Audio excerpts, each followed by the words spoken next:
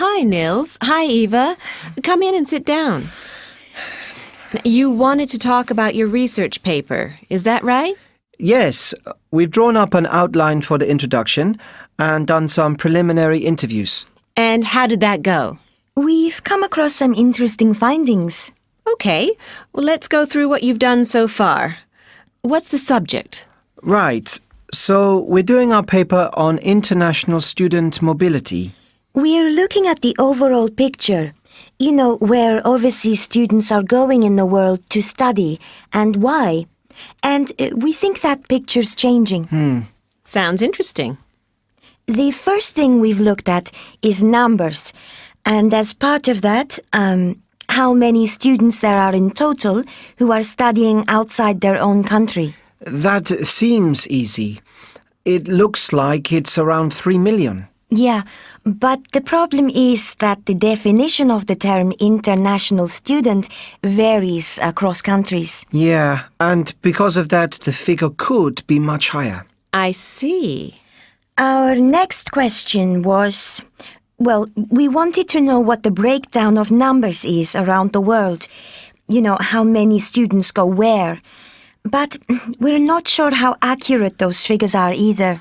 Yeah, even though it's the fastest growing sector of higher education, some ministries don't include the students at private institutions in their count. It's quite frustrating. Anyway, next we wanted to know where the majority of students come from. This is something that's changing quite rapidly. Well, that would be an interesting point. What's changing? Most people know that the largest group of international students comes from East Asia. But what we hadn't realized is that figures for the US have quadrupled over the past 20 years, and a lot more students from Europe are also now studying abroad. Aha. Yeah, we need to look at some more figures there. Lastly, we looked at the countries that students go to and the trends there. Yeah, our question really was about the destinations of international students and whether they're changing. And they are. Countries like China are providing more higher education opportunities for their own students and for students from places like Britain. This means that higher education is becoming more, well, there are high levels of competition. But with that, there's also a spirit of exchange. It's not so one-sided anymore. Before you hear the rest of the conversation, you have some time to look at questions 27 to 30.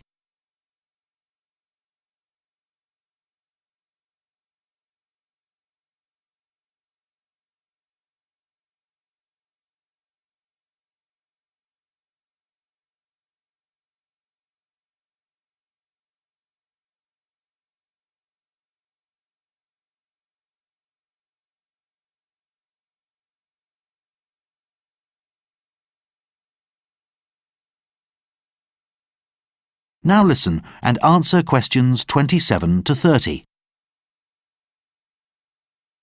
So, you said you'd done some preliminary interviews. Yes, we thought we'd start by talking to some of the international students in our city. Just to help us design the web interviews we plan to do. Okay. We wanted to find out if there are common factors that students consider to be important when they choose an overseas course. Obviously, these will vary across the international student population, but we thought some, like cost, might be significant. Surprisingly, a lot of students said they left finances to their parents, but they did want to know that their university was a good one. They said they decided about this by talking to friends at home, not by looking at how many degrees or publications the staff had. That's right. But they were interested in the degrees they were taking and whether when they finished their course they'd get a good job. Okay. What else did you ask them about? What sort of incentives they think source countries should offer students to encourage them to return home after they've graduated. A very interesting question. What did you find? Well, many said that if they chose to get another qualification, they'd stay, or move to a third country to do this. Yeah, so there doesn't seem to be much point in offering scholarships to get them to return home to study. What about grants for research?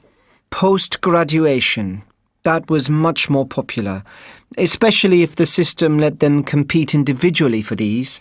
And many students were keen to go home and get a job if they could be sure they'd have a good income and lifestyle. For example, they felt that the government should perhaps offer tax exemptions so that they could afford to live in a nice area.